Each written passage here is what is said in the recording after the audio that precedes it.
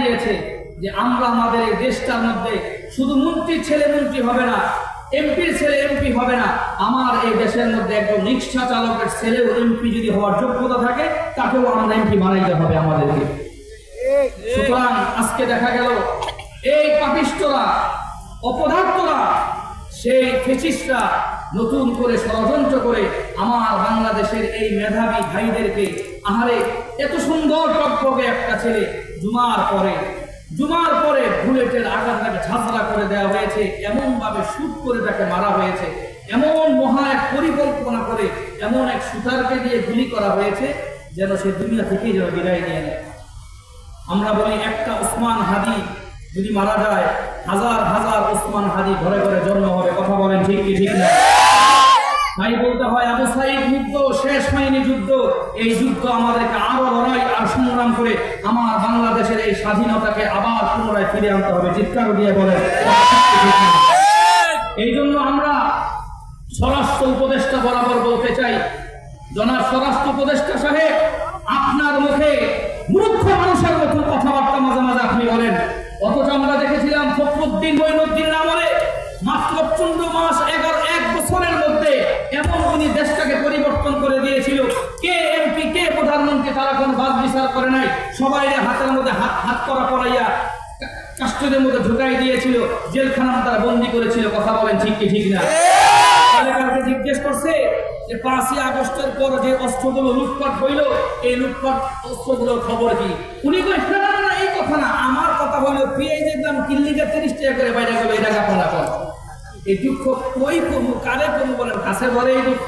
ওনারে জিজ্ঞেস করছে 5ই আগস্টের পরে অস্ত্রগুলো কই হারাই গেল, এদেরকে ধরছেন কিনা, খোঁজ খবর নিছেন কিনা?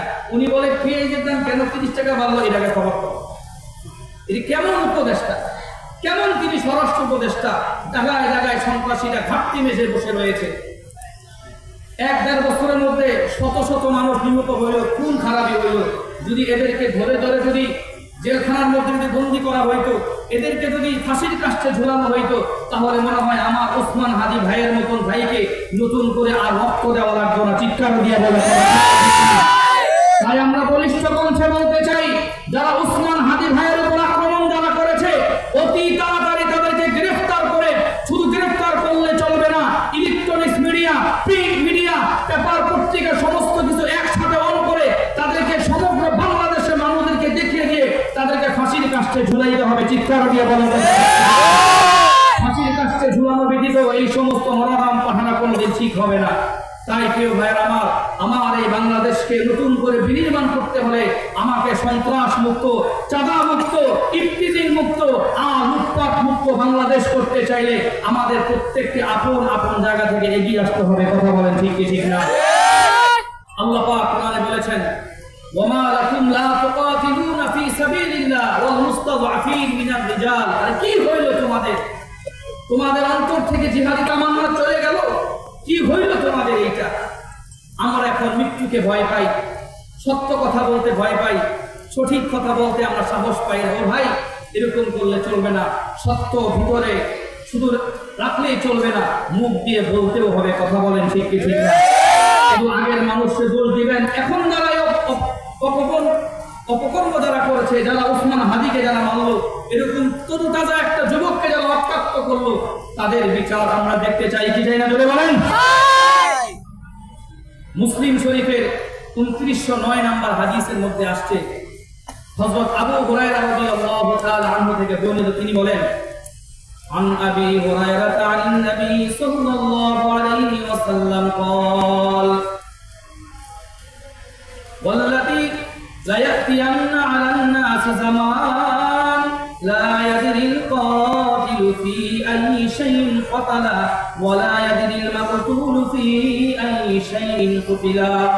আল্লাহর নবী বলেন, لا يأتين على الناس زمان لا يدري القاتل في أي شيء قتل ولا يدري المقتول في أي شيء قتل। আল্লাহর নবী বলেন, এমন একটা সময় আসবে যেই সময়ে যাকে মারা হয়েছে এই ব্যক্তিটা জানবে না কি জন্য তাকে মারা হইল, এবং যিনি মেরেছে সেও জানবে না কি জন্য তাকে মারা হইল। অর্থাৎ নিহত ব্যক্তি সে জানবে না কেন তাকে মারা হইল, আর হত্যাকারী ব্যক্তি যে নিহত ব্যক্তিকে মেরেছে সেও জানবে না কি জন্য তাকে মারা হইল।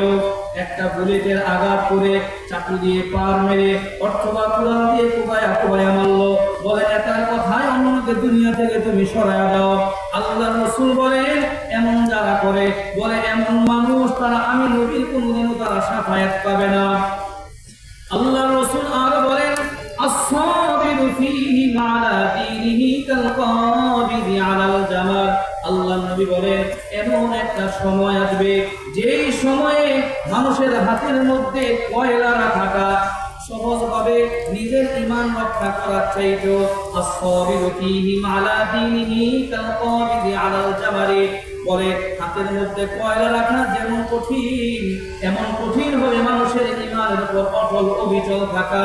আল্লাহ পাক রব্বুল আলামিনের কাছে আজকে দোয়া করি, আল্লাহ আপনি আমাদের সকলকে মৃত্যু পর্যন্ত দ্বীনের উপর অটল অবিচল থাকবার তৌফিক দান করেন। চিৎকার দিয়ে জোরে জোরে বলেন আমিন। আরেকটা গুরুত্বপূর্ণ হাদিস শোনেন, বুখারী শরীফের 2766 নম্বর হাদিস, অর্থাৎ 2766 নম্বর হাদিস। আল্লাহ রাসূল বলেছেন 7টা গুনাহ তোমরা করবা। আমার সাথে বলতে হবে কয়টা গুনাহ? 7টা। 7 ধরনের গুনাহ তোমরা কখনো করবা না। মনোযোগ দিয়ে শুনেন। قال رسول الله صلى الله عليه وسلم قال رسول الله صلى الله عليه وسلم اجتنبوا السبع الموبقات। আল্লাহ রাসূল বলেন তোমরা 7 ধরনের গুনাহ থেকে বেঁচে থাকো। আল্লাহ রাসূল বলেন আশরিকু বিল্লাহ, এক নাম্বার হলো আল্লাহ পাক রব্বুল আলামিনের সাথে শিরক করা। ওয়াসিহরু, 2 নাম্বার হলো জাদু করা। ওয়াকতলুন নাফস আল্লাতী হারামাল্লাহু ইল্লা বিল হক, 3 নাম্বার হলো অন্যায় ভাবে কোন মানুষকে হত্যা করা যাকে আল্লাহ হত্যা করতে নিষেধ করেছেন। 4 নাম্বার হলো আকুল রিবা, 4 নাম্বার হলো সুদ খাওয়া। 5 নাম্বার আকুল মালিল ইয়াতীম, এতিমের মাল ভক্ষণ করা। ওয়াতাওয়াল্লি ইয়াওমাজ যাহফি, 6 নাম্বার হলো যুদ্ধের ময়দান থেকে পলায়ন করা। 7 নাম্বার হলো ওয়াকাতুল মুহসানাতিল মুমিনাতিল গাফিলাতিল মুমিনাত, কোন সতী নারীকে অন্যায়ভাবে কেউ অপবাদ দেওয়া। তাহলে বোঝা গেল 7 ধরনের গুনাহ আমরা কেউ করব না। সবাই আমার সাথে বলেন, 1 নম্বরে কি করা? শিরক করা। বলেন কি করা? শিরক করা হারাম না হালাল? জোরে বলেন হারাম। নবী বলেন আশরিকু বিল্লাহ ওয়াসিহরু ওয়াকতলুন নাফস আল্লাতী হারামাল্লাহু ইল্লা বিল হক। আল্লাহ পাক রব্বুল আলামিন দুনিয়ার মধ্যে এক মানুষ অন্য মানুষকে হত্যা করতে নিষেধ করেছেন, হারাম করেছেন। অথচ দেখা যায় রাজনীতির কারণে অথবা টাকা পয়সার কারণে কিছু ভাগ বটোয়ার কারণে একজন মানুষ অন্য মানুষকে নিহত করে ফেলে, একজন মানুষ অন্য মানুষকে হত্যা করে ফেলে। আমরা বলবো বাংলার জমিনে যে নির্বাচন করুন, রাজনীতি করুন, আমাদের কোনো বাধা বিপত্তি নাই। কিন্তু রাজনীতির কারণে, নির্বাচনের কারণে আমার বাংলার কোনো মায়ের বুক যেন আর একটাও যেন খালি না হয়ে যায়। চিৎকার দিয়ে বলেন কথা ঠিক কি ঠিক না? কোন মায়ের বুক যেন খালি না হয়ে যায়। আরে এই আমার হাদি ভাই কি বলছে 3 দিন আগে বলছে কুল্লু নাফসিন যায়কাতুল মাউত, প্রত্যেকটা মানুষ